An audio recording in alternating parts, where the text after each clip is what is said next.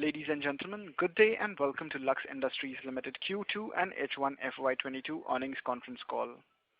This conference call may contain forward-looking statements about the company which are based on the beliefs, opinions and expectations of the company as on date of this call. These statements are not the guarantees of future performance and involve risks and uncertainties that are difficult to predict. As a reminder, all participant lines will be in the listen-only mode. There will be an opportunity for you to ask questions after the presentation concludes. Should you need assistance during the conference call, please signal for an operator by pressing star then 0 on your touchtone phone. Please note that this conference is being recorded. I now hand the conference over to Mr. Saket Todi, Executive Director from Lux Industries Limited. Thank you and over to you, sir. Good afternoon and thank you everyone for joining the earnings conference call for the quarter and the half year ended 30th September 2021. Along with me, I have Mr. Udit Todi, Executive Director, our CFO, Mr. Saurabh Kumar Bhudolia, and SGA, our Investor Relation Advisors. I hope you have received our quarterly results and investor presentation by now. For those who have not, you can view them on our website. I hope you and your family are keeping safe. We have reported a very strong performance in the first half of the FY22, with our revenues growing by 28% year-on-year, driven by healthy demand traction across all our product categories. This growth was largely driven by the rising adoption of branded innerwear products across our customer base. We have witnessed strong revenue growth in our economy and mid-premium categories, which registered a growth of 16% and 25% respectively as compared to the same period last year. Our premium category is also witnessing strong growth in the demand and has reported a revenue of rupees 144 crores, registering a stellar growth of 83% year-on-year. Furthermore, we are also witnessing healthy traction in our women's wear portfolio, which is practically untapped by the branded player. This segment is now opening with time and with greater exposure and acceptance. This augurs well for the industry and offers major avenues for growth in our women's wear portfolio. For H1 FY22, our women's wear brand Lyra contributed to approximately 12.8% of our total revenue, which stood at rupees 133 crores. We are gradually following from a pure play innerwear player to a mix of athleisure and outerwear players, as we believe that the successful brands create a strong consumer pull and also help us to negotiate better business and payment terms with our trade partners. With a diversified portfolio of the homegrown brands across demographics has helped us outperform the market and generate a pricing premium, which in turn has helped us to achieve a broad-based growth and deliver a steady rise in our margin profile, which is one of the highest in the industry. Our EBITDA and PAT margin for H1 FY22 stood at 22.05% and 15.57% respectively. Advertisements and marketing have been one of the key aspects in building a brand equity. For the half year ended 30th September 2021, every rupee spent on branding and marketing expense has yielded us rupees 15.57, while the total branding and marketing expenses for the same period stood at rupees 67.57 crores, which is approximately 6.42% of our H1 FY22 revenues. The company's plan to undertake a greenfield capacity expansion of rupees 110 crores is on track and will be funded through internal accruals. With the capex coming on stream, the company is expecting to generate an incremental sale of rupees 400 crores from it. We will continue the journey of investing in innovation and capability building, which will yield us gains in the market share and operating model efficiency. Given the recovery of the economy in the Q2 FY22, our differentiated domain expertise along with the waning pandemic and improvements in the supply chain condition, we believe all three categories, economy, mid-premium and premium, are well positioned for sustained growth for H2 FY22 and for the coming years as well. With this, I will now ask Mr. Udit Todi to share his thoughts. Hello, good afternoon and a very warm welcome to everyone. Over the years, the innerwear industry is gradually evolving from a functional category to a fashionable one. Today, consumers across demographics now have personal preferences in color, design and style while choosing innerwear products. The innerwear industry, which was historically dominated by the unorganized sector, is now shifting towards the organized players. This shift has especially accelerated after the pandemic as many of the unorganized players got affected due to operational liquidity and supply chain related issues. Lux, being one of the leading organized players in the industry, understands the magnitude of such shifts and is well positioned to address this unprecedented upside the industry has to offer.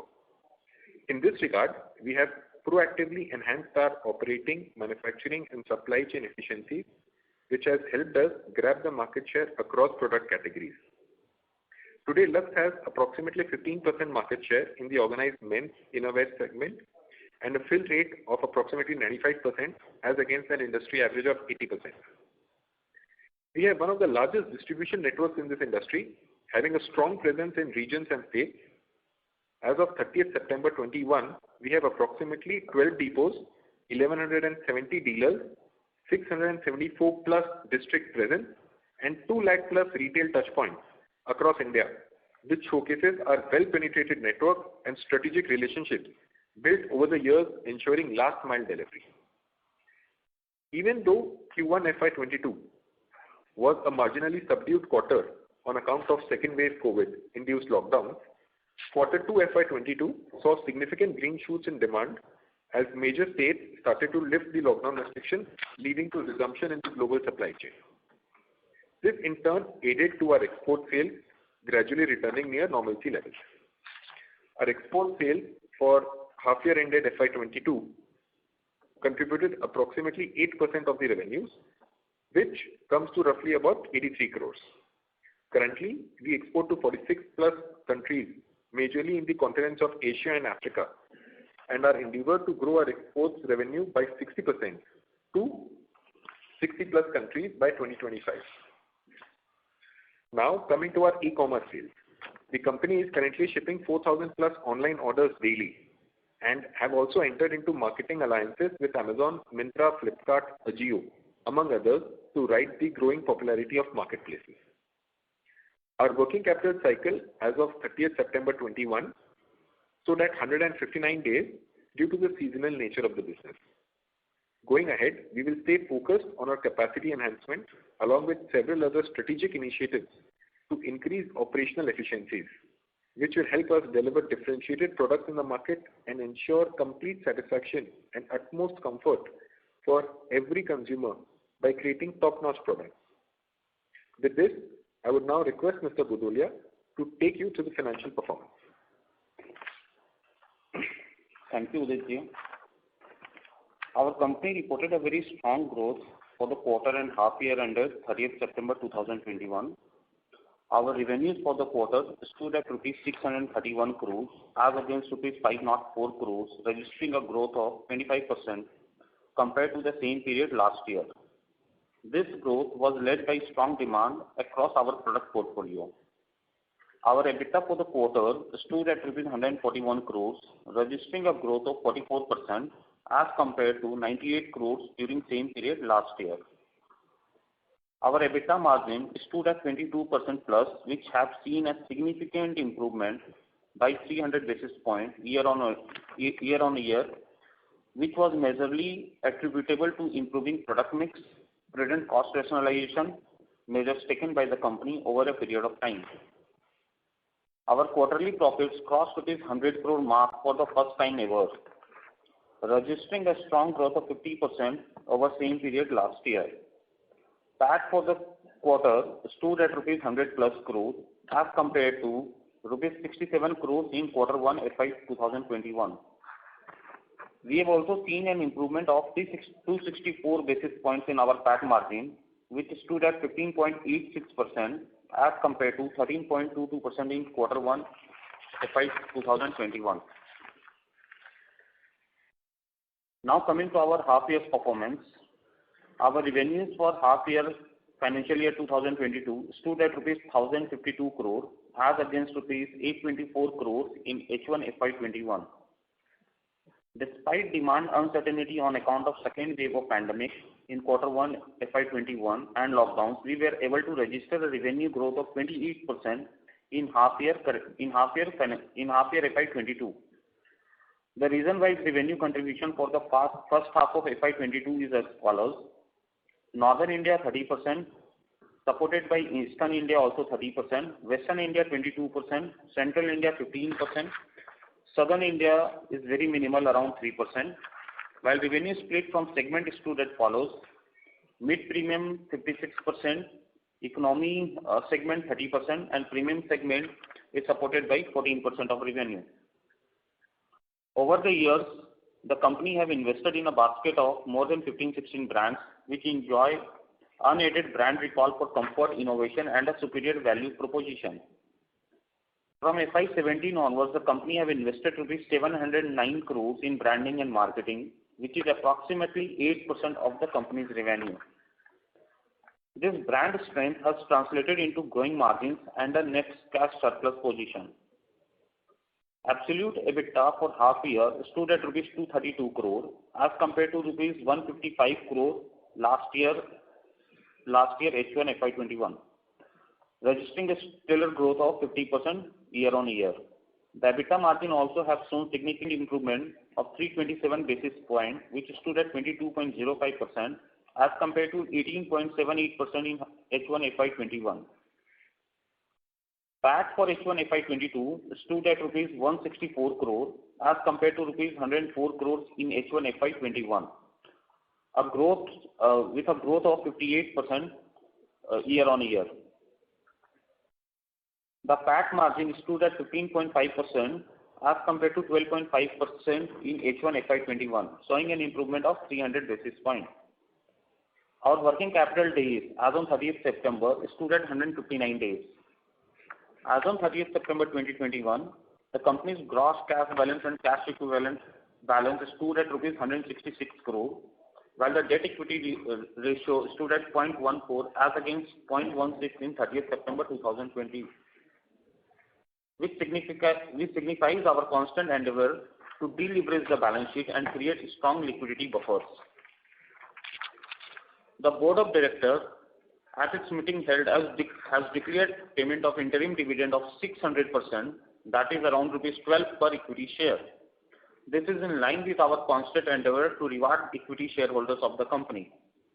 Going forward, we expect positive momentum in our revenues to continue and will continue to adhere to the highest of ethical standards and transparency in all business dealings and transactions. With this, we will now open the floor for question and answers.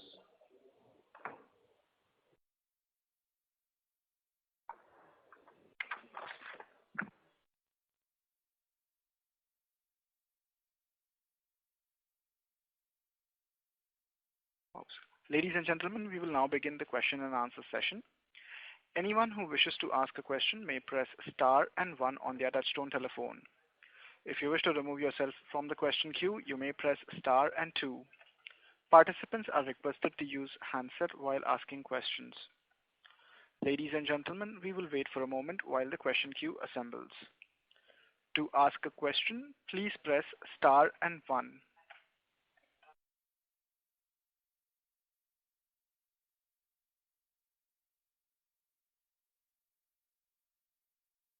The first question is from the line of Chirag Lodaya from ValueQuest. Please go ahead. Yeah, thank you for the opportunity and congratulations on great set of numbers. So my first question was on volume growth. So H1 we have seen muted overall volume growth of just 2%. So trying to understand what is the expectation for full year in terms of volume growth.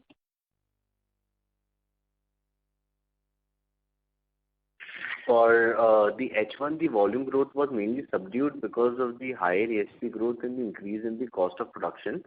As you would have seen in the premium, mid-premium and the economy category, we have divided all three categories by the volume growth and the value growth in a presentation, and there has been a tremendous growth in the premium segment, then a lesser growth in the mid segment, and the least in the economy segment, as the prices are continuously increasing. So currently, the situation of the market where the cost of the product is continuously going up, it would be very unfair to judge for the next 6 months how the volume growth would pan out. But definitely, once the market gets stable, the volume growth across all three categories would be in a healthy position, which will be mainly dominated by the premium wear category. Got it. Second question was on overall price increases. So what kind of price increases we would have witnessed in last 6 months and maybe in last 12 months? Last 12 months, the average price would have gone up by around 11 to 12%. And in first 6 months of this year? It is very difficult to say exactly in the first 6 months how much the prices have increased, because it is divided brand-wise, where we increase the prices of a particular brand on a particular time period, and all the brands price increase across all the brands doesn't happen simultaneously. Got it. And so lastly, what is the working capital target by this year end? Hopefully, we will be able to achieve our last year number, and we will be able to maintain our working capital as on March 21. Okay. And can you also provide numbers for corresponding H1 for premium, semi-premium, and economy? Yeah, definitely those numbers we will provide separately, and my IR will be in touch with you, who can again arrange the numbers for you. Sure. Thank you and all the best. Thank you. Thank you very much. Next question is from the line of Prerna Jhunjhunwala from Batliwala and Karani Securities. Please go ahead. Hello. Congratulations on a strong set of numbers, sir. Just wanted to understand the elasticity in the economy segment in terms of demand, because you mentioned that because price hikes have been taken due to cost inflation, the demand or volume growth remains muted in the economy segment. So how do you see this segment going forward, not from 6 months point of view, but maybe do you see people now adjusting to higher rates of prices over a longer period of time, that these levels will not be achieved and eventually come out for buying products, or they shift to premium categories and hence premium becomes much more important and growth driver for you? So see, when we talk about the economy segment, the price points are already much lower compared to the mid segment and the premium segment. You mentioned about the elasticity of demand in this segment.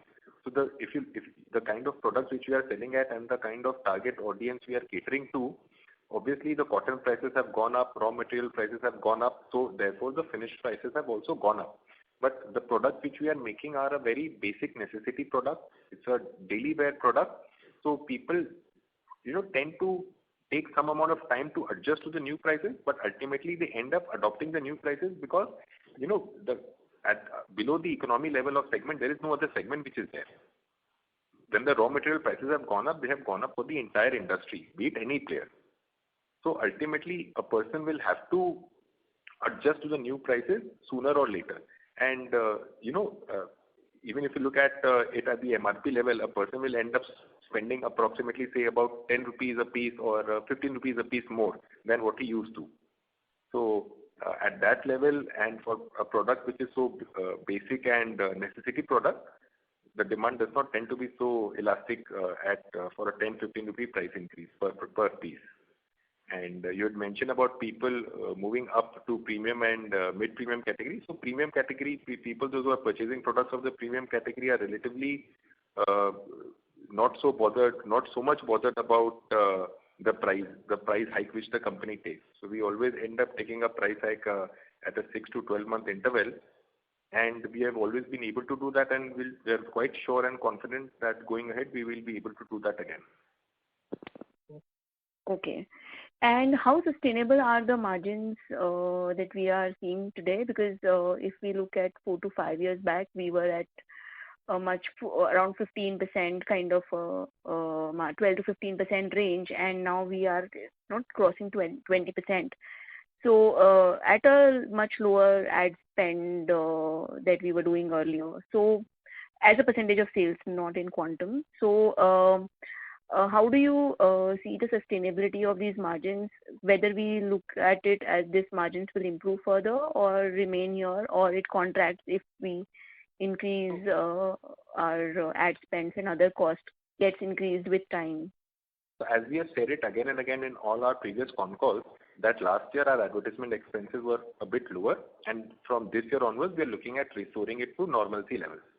So if you happen to look at the figures a bit more closely, you will be able to see that we have increased our ad expenditure to about 6.5% at the half-yearly level, and we generally approximately maintain an average of around 7.5%, which vis-a-vis last year was about 4.5%. So despite increasing our ad expenses by 200 basis points, we have still been able to expand our EBITDA margins, because ultimately the gross margins have increased, and that is flowing directly to your EBITDA and PAT. And as you correctly mentioned, about 4-5 years back, we were at levels of 12 to 15%, and right now we are north of 20-22%. And going forward also, we will be able to maintain these margin levels. In fact, we'll be looking at expanding the margin level, because mainly, if you look at it carefully, you will see the change in margin is coming primarily on account of change of product mix. The product mix is changing. The company is moving more and more towards from economy to mid, and from mid to premium. So if you look at current year's level, the contribution of the premium wear category to the overall sales now stands at 14%, which last year was about 10%. So ultimately, we are moving up the ladder. The product mix is changing, and that is why you see healthier gross margin and healthier EBITDA margin. So despite increasing our ad expenditure and bringing it back to normalcy levels, we have still been able to deliver better EBITDA margins. So we believe that going forward, we'll definitely be able to maintain these margins. So where do we see our premium segment moving to over the next 3 to 5 years as a contribution to revenue? See, the premium margin is growing at double the rate of what the company is growing at. Although right now we are standing at about 14% contribution from the premium wear category, but it is growing at double the rate of the overall company average. And this growth rate will continue. In the next 3 to 4 years, obviously something which is contributing at 14% right now should be in the range of about 20-25%. Okay. I'll come back to the question queue for more questions. Thank you, and happy Diwali. Thank you. Next question is from the line of Nihal Jham from Edelweiss. Please go ahead. Yes, thank you so much, and good afternoon to the management. Congratulations. Sorry to interrupt, Mr. Jham, but your voice is a bit low. Can you speak a bit loud, please? Apologies. Is it audible now? Yes, much better. Please go ahead. Sure, thank you. First of all, congratulations on this strong performance, Saket and Udit. 3 questions from my side. If I look at our economy segment sales, they have seen a slight deceleration from last quarter to this quarter, whereas obviously there's been a significant improvement in the premium and the mid-premium segment. So is this primarily attributable, you say, to the price hike that we've taken, or any other specific reason? No, I believe that the reason for this is that for the H2 of last financial year, if you would have seen, or overall the last financial year, there was a skewed growth in the economy segment. So there was a skewed growth out there, and right now it is being much matured. And going forward in the next few quarters, it will again move back to its normal growth level. Understood. The other question related to our segments was that when we say that the ASP increases around 47% in the premium segment, this would have a major component of mix, I would assume, right? Given that you said on an average you've taken 11-12% kind of price hike versus last year. So the remaining 30-35% increase is primarily mix driven. Is that a right way to understand it? Yes, in our presentation also in page number 35, we have mentioned that the premium has grown by 83%, whereas the economy has grown by just 16%. So there has been a definitely mix change. Absolutely. In the premium segment itself, I was asking, because in the premium itself, the ASP growth is 47%. So there also, I was just trying to understand the bifurcation between the price hikes we've taken and the mix improvement in the premium segment itself. Yes. The last few quarters, we are seeing that the outerwear segment is growing more than the innerwear segment in the premium wear category itself. So the ASP in itself is also going up. Understood. And Saket, in the premium category, what would be our ASP, say, for the innerwear and the premium wear category, just approximately to understand? We won't have exactly the numbers right now between the innerwear and the premium wear, but overall as a whole, the premium wear average ASP would be around 185 rupees. Sure. But this also would include some component of athleisure in it, right? Yes, definitely. It includes all the component of the athleisure in the premium wear category.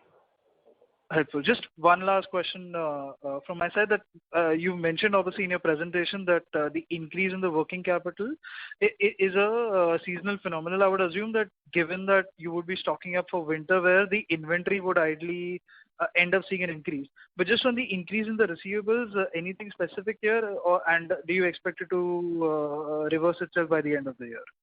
We would expect it to get reversed by the end of the year. Even in fact, as we are speaking, as the festive season is coming in, we are seeing a good liquidity flow again back in the market, where our debtor days are continuously going down. And by the March 22, we would be able to achieve our last year debtor days. Sure. But any specific reason that it increased maybe before this quarter ended? No. Actually, what had happened in the last 6 months, people are very scared regarding the third wave of COVID. So instead of paying up to the companies, the demand was good in the market, but instead of paying up to the companies, they had held back the liquidity in case of any third wave issue of COVID. So after the second week of October, we are not seeing any such incidents in the market when people are releasing back the liquidity in the market and paying up the companies. So this we had expected in the last 3 months, and that it has panned out. It is continuously on its route back that the liquidity is getting improved. Helpful, Saket. That makes it clear. I wish you all a very happy Diwali. Thank you so much. Thank you. Thank you. Before we take the next question, we would like to remind participants that you may press star and 1 to ask a question. Next question is from the line of Mayank Lakdawala from Concept Investwell. Please go ahead. Hello, sir. 2 questions from my side. One is on how much distributor reach have you increased, and what is the penetration of distributor in South India? And second question is how many EBOs till date you have added, and can you give a bifurcation on COCO and FOFO model? Thank you. So we had already mentioned, as half year ended, we are having about 1170 dealers. We do not have the exact figure as to the number of dealers. Sorry to interrupt, sir. Mr. Lakdawala, if you can please mute your line. Yes, sir. Thank you. Sorry, sir. Please continue. So we had already mentioned we have about 1170 odd dealer network half year ended. And yes, South India contributes a very small, insignificant percentage of turnover to the overall turnover share. So the number of dealers present in South India are also few. But as we had also mentioned, that is one of the focus areas for the company. And going ahead, we will be aggressively marketing our products in the South Indian region and adding more and more dealers in that zone. And as far as EBOs are concerned, we have about we have about 10 to 15 EBOs as we are speaking, and we are working towards our direction, like to have around 40 to 50 EBOs over a period of another 6 to 9 months. Thank you. Lastly, just want to know that in the previous phone call, as you said that you would be adding some regional content for going into the South India. Can you please let me know on that? Yes, that is work in progress, and it is a campaign of our marketing and advertisement team, so it would be very unfair to openly discuss about the campaign for South India. Thank you, and a very happy Diwali to you. Thank you. Next question is from the line of Dhruv Bhatia from 16th Street Capital. Please go ahead. Hi, good afternoon, sir. Just 2 questions. One is, could you talk about, Your voice is a bit feeble. Can you speak a bit loud, please? I'm audible now? Yeah, better. Please go ahead. Yeah. So if you can just talk about, during the pandemic, the organized players gained a lot of market share due to supply side issues for the unorganized players. Do you think that trend still continues? Is that, your growth rate for organized players, and it's getting reflected in your numbers as well as the others? Do you think that will continue going forward at the rate at which you are growing? I mean, it seems to be a normalized growth rate of 15% is something that the industry should grow at, but all the organized listed players are growing at a far healthy rate. So do you think these numbers are sustainable for you? So, we would firstly need to define the organized and the unorganized segment across the all three different categories. So mainly the unorganized is dominated in the economy segment category, and which I said some time back that there was a skewed growth in the last FI, and which had matured in the H1 of this of FY22. But going forward, as we would see that the economy segment growth will be back to its normalcy, and the shift from the unorganized to the organized segment would be a gentle shift going forward. Okay. And you mentioned the price increase you've taken of 11%. Is that enough to cover for cost inflation, freight inflation, and other costs which have been increasing? Yes, that is according to a costing only, and you would have seen that has been very well reflected in our gross margins also, that our gross margins have improved continuously.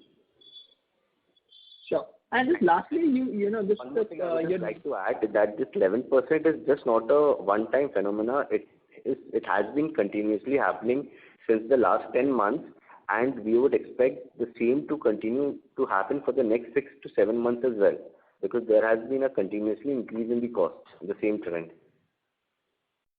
Sure.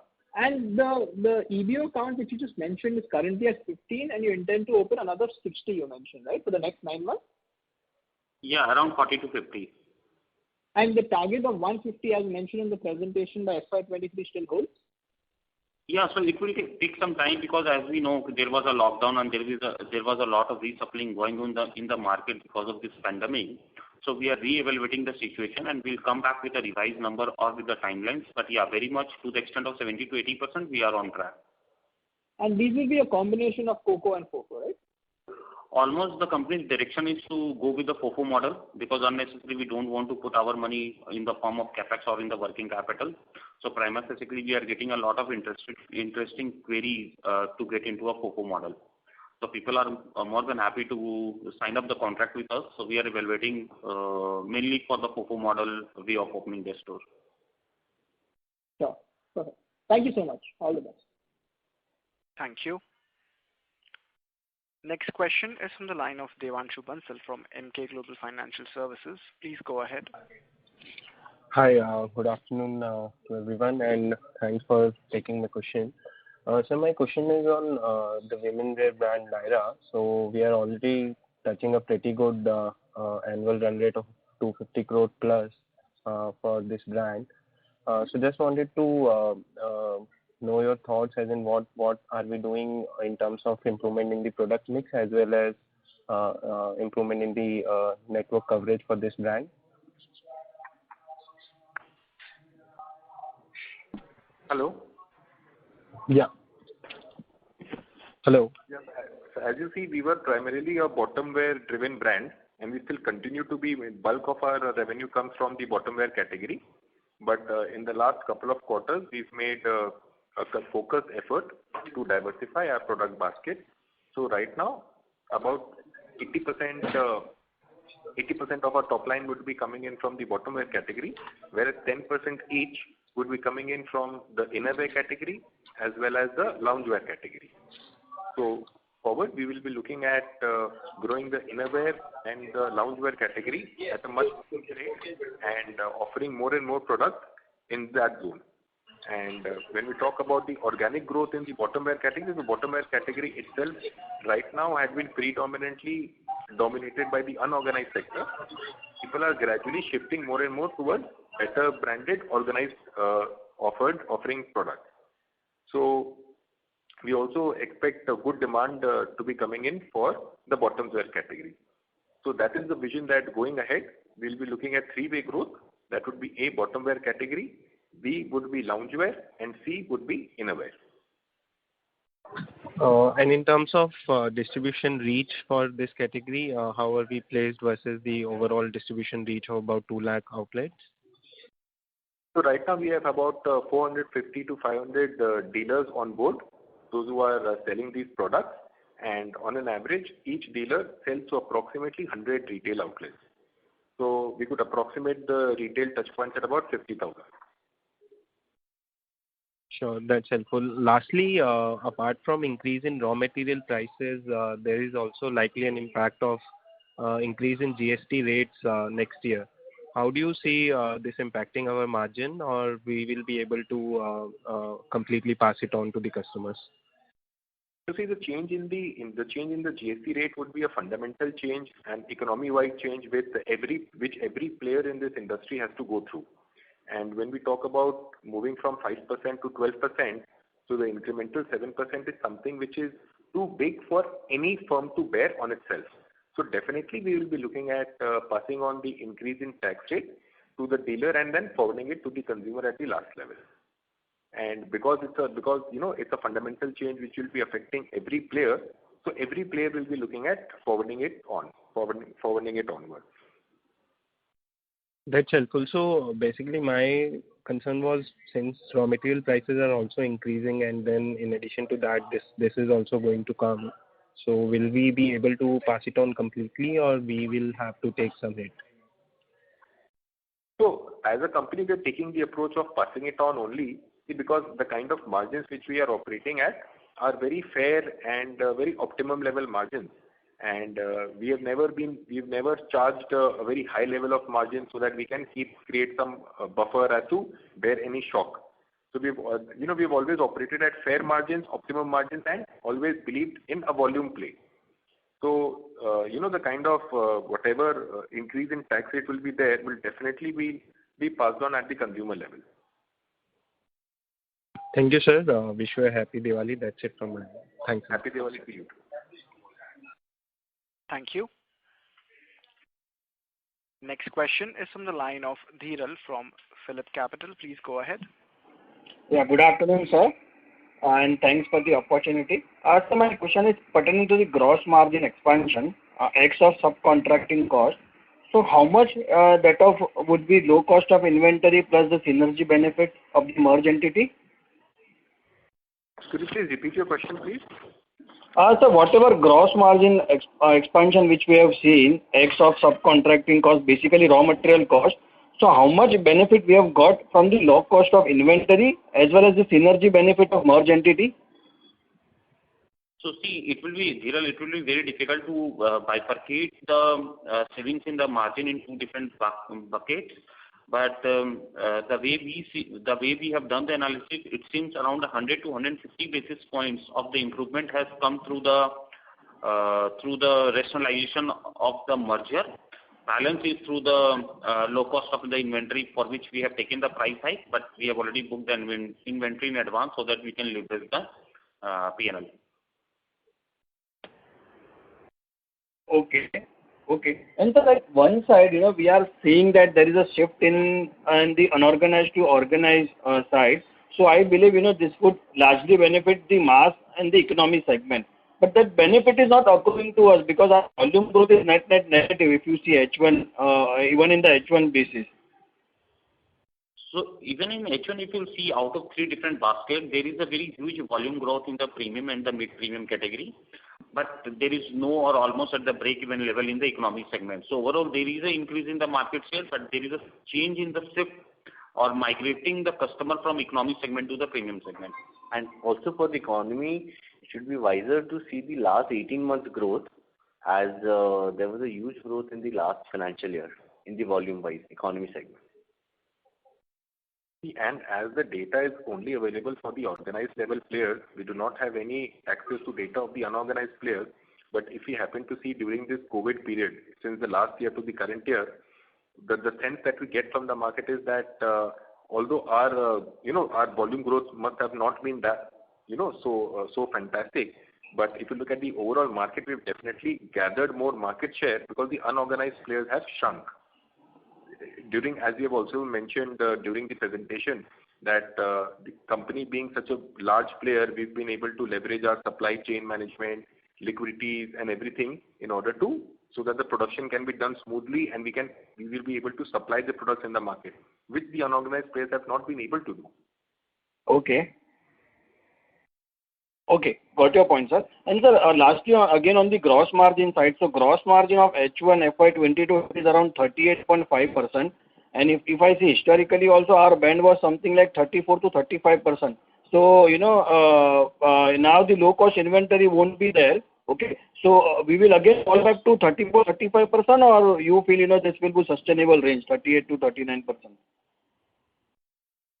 See, the gross margin, as you mentioned, was also on account of change in product mix, moving up to the premium and the mid-premium categories, the higher margin products selling more. So if you look at our export category, the women's wear category, and the on segment, all of these three are higher margins products, jiska contribution has significantly increased. So, and as we had also mentioned that going forward, we'll be looking at maintaining similar levels of EBITDA margins also.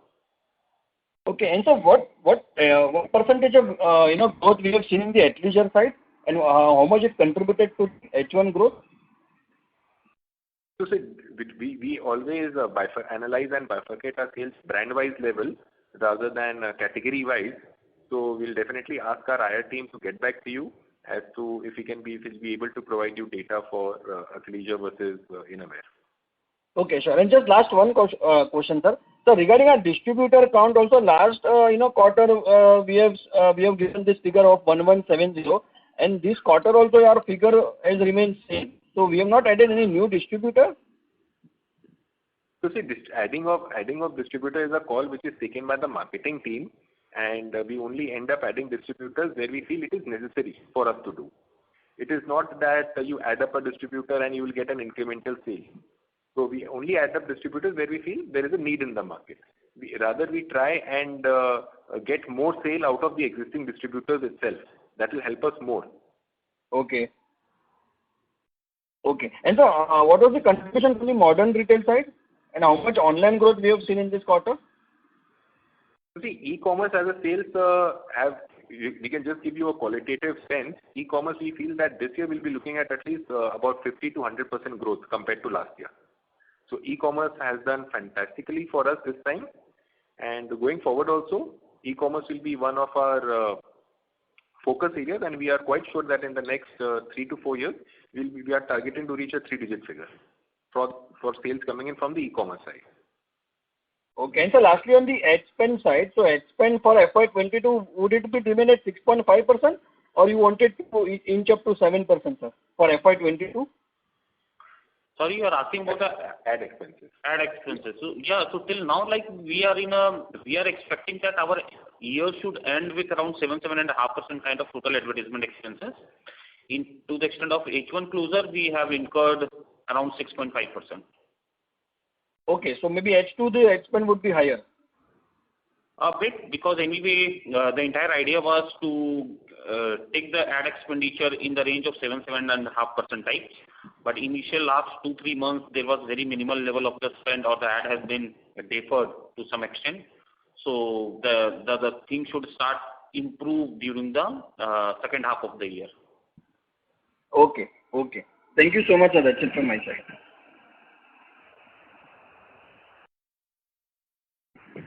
Thank you very much. To ask a question, please press star and 1.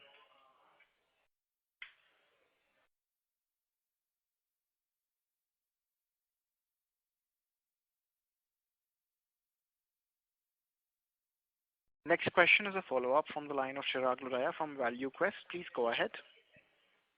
Sir, my question was on the two brands, On and GenX. If you can help us understand what is the current product portfolio mix in On as well as GenX, and what is the strategy for both these brands, to grow over the next 2 to 3 years? What one should expect in this brand? So for On and GenX, we have a mix of both innerwear and athleisure wear at 50-50% level, and GenX, as it deals in the fashion wear, mass wear category, it has grown by 15%, in the H1 of FY22, and on as it is in the premium wear category has grown by 80%. So we are seeing a pull in the demand of both these brands as they are catering to different categories. Thus, the sales growth in both the brands are different. But the innerwear and the athleisure, we are seeing constant growth in both the segments, in which the athleisure wear is heading its way. Okay. And in terms of size, what to expect in next 2 to 3 years? And what would drive it? It is more distribution expansion, it is more new product introduction. What will drive the growth overall? So it is not distribution expansion in On as well as in Gen X, as we rightly said some time back, that distributors are necessary only where we feel that we have a weak distribution point. Unnecessary just to increase the primary sale, we don't add up the distributors. Firstly. Secondly, how to grow in these categories would be to add up the new product categories in the new product portfolios and to increase the retail points and places where we are not present, as these categories are driven mainly by the sales team. So adding new retailers, touch points with the brand is necessary, and also adding new product portfolios. Got it. Got it. In terms of the thermal wear, what is the opportunity size overall, and what can be the size one can expect in this part of the business? Because, the thermal wear, you have been in the business for long, but absolute size, if we see, it's still pretty relatively small compared to the opportunity size. So what are the efforts, to grow this category overall? For the thermal or the winter wear category, we mainly serve the innerwear category in this format. We don't serve the outerwear category. So the innerwear category is relatively very small to the outerwear category in the winter wear segment. Secondly, the winter wear segment is highly seasonal driven, and if the season is good and the market sentiments are good during those 2 months or 45 days or 75 days of the market, then there is a tremendous increase in the sales. As we have seen in the Q2 FY22, that the demand in the winter wear category was not that strong because people were very skeptical about the third wave of COVID. But after 15th of October, we have seen that the winter is also helping us to improve the sentiment, as well as the overall sentiment regarding the COVID has also improved. So there is a good traction coming in the winter wear segment currently. What is the growth we have seen in this H1 for thermal wear? So the growth would be around 8% for H1. Okay. Thank you, Anand.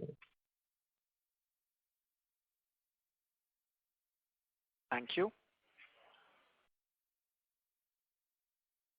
Next question is from the line of Akash Mangani from BOI AXA Mutual Fund. Please go ahead. Yeah, good afternoon.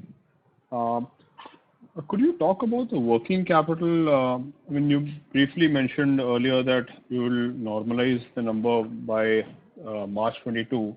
But I'd like to understand what led to such a big spike in inventory specifically. Inventory days are up by 32 days, which led to a negative operating cash flow for you this first half. Over the last 3 financial years, FY19 to 21, the operating cash flow was quite healthy, and FY21 almost 400 crores. So that was quite encouraging. This financial year, so far it doesn't seem to be that things are progressing. I was thinking that probably from 122 days, which would ended last financial year at, we would start trending downwards and go towards 100 eventually. But this is completely the opposite. So could you provide some comfort on how it will end this year, and more so for the next 2-3 years? What are the steps you're taking to structurally bring down the working capital investment in the business? So that's my question. Thanks. So when we talk about working capital, if you look at the overall industry, the working capital has gone up for every player. That is how the industry has performed. And as we had mentioned also, that by end of the financial year, we'll be looking at achieving a similar target. Last year was around 120 days. So that is what we are targeting, that by the end of March 22, we'll again be looking at closing to a figure which is somewhat similar. Yes, the inventory levels have definitely gone up. The raw material prices are on the increase. We have seen a very sharp surge in prices. and the company is also stocking up on the raw material, so that right now, in fact, most of the cotton and yarns are getting exported. In such a situation, it becomes very, very important that the supply chain does not get disrupted. At the same time, you would want to take benefit of the lower price rates which were earlier there. So, keeping everything in mind, we had invested more so into our inventory. And going forward, as and when the company will start selling the product, ultimately it will get liquidated. Money is also started to flow back into the system. Debtors have earlier, on account of fear of the third wave of COVID, people were a bit reluctant in the winter wear segment, as well as people were stocking up on liquidity. They were not doing away with liquidity. But now that things are normalizing, so even winter wear sales are now driving up. People are, as we speak, the liquidity is also improved. So what we feel is that by end of the financial year, we should be looking at a similar figure which we had ended with last year. And structurally, the company has, in fact, if you look at the last 2-3 years, so as to say, we had started off with a figure of 150 days approximately, and we've been able to bring it down to 120 days. So unlocking 1 month of working capital at this level at a growth phase where the company is already growing. So I think that speaks a lot about the efforts which have gone into the reduction of the working capital. So let's assume you end this financial year at 120 odd days. I mean, 2-3 years out, how much could you lower it by? Could it be 10 days? Could it be 5 days? I mean, what is the number that you would be comfortable achieving? So going down the line, we'll be looking at a similar number, maybe reducing it by another 10 to 15 days. But that would be a steady state number, below which we will not be able to go down. Okay, so you will be at around 100 to 105, you'll normalize somewhere there. Okay, about 110 days, that would be a comfortable number for us to stay at. Because the method of production which we adopt vis-a-vis the other players which are there in the market, a lot of processes are done in-house for us, which takes a longer production cycle and more investment into the working capital. Understood. So this inventory days increasing, you're saying it was primarily because of you upstocking raw materials and raw material inflation by itself? Exactly. It's not finished good inventory build-up? It is throughout. It is at the yarn level, at the work in progress level, as well as at the finished goods level. It is at all the 3 levels that we have seen an increase in inventory. Obviously, the increase in inventory has been higher on account of yarn and working on the raw material side rather than on the finished goods side. Also, one more question on Lyra. I mean, you mentioned Lyra is 250 odd crores. What sort of revenue trajectory can Lyra witness over the next couple of years? I mean, that category has been growing at a brisk pace. So where could you see this brand in the next 3 years? Would it be a 500 crore, 450 crore brand? And what are the profit margins over here, the EBITDA margins or the gross margins, if you can sort of give some band? Thanks.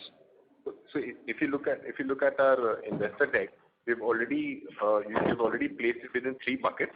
So Lyra definitely enjoys a good level of margin, and talking at the PBT level, we approximately have about 22 to 26% margin level. And going forward, we are seeing good growth in this category. Yes, we are looking at expanding our product portfolios, and the category itself is doing quite well. So in the next, say, 3 to 4 years, we're looking at reaching the 500 crore mark.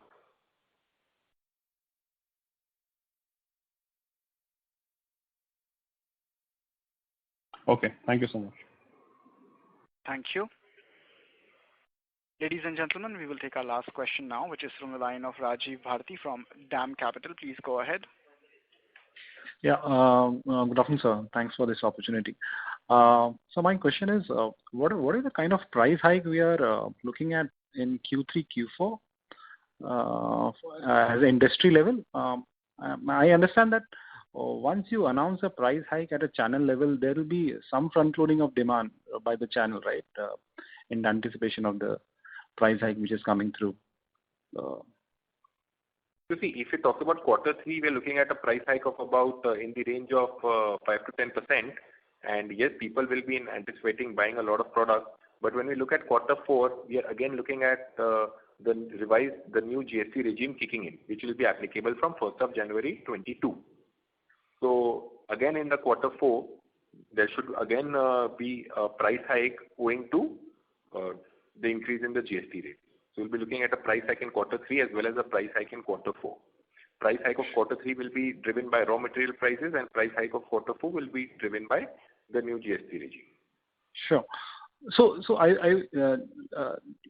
if you look at the number of Q4 FY21 on the economy side, where you had 18% ASP growth on that segment, and then you had 31% kind of volume growth in that quarter, and then we see the -2% in which what we saw in Q1 and Q2, and assuming that this demand in this category shouldn't have been affected even because of second wave so much.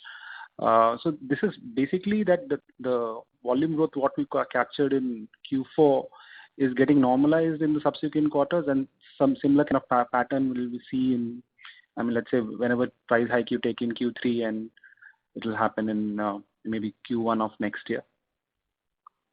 Not necessarily, Rajiv. The way we are seeing that the volume growth, overall the company is growing at a rate of around say 2%, which is a very minimal growth via way of terms in the volume numbers. But if you see at a different category, premium category is growing at a rate of 38%, well supported by ASP growth of 30%, right? So the way I see the data, there is a shift of the customer from the economy to the premium, or we are adding more customers in the premium category rather than economy. And as rightly said by Saketji and Uditji just few minutes back, that economy segment has already seen a lot of penetration and a growth in last 9 to 12 months. So now the time has come that economic segment should get consolidated at its level, and we should start focusing on the premium and the mid-premium category. I agree. I take your point. That's why I was talking about economy, because another peer of yours had 0% growth in the first half. And our situation is also similar if I ignore the premium side.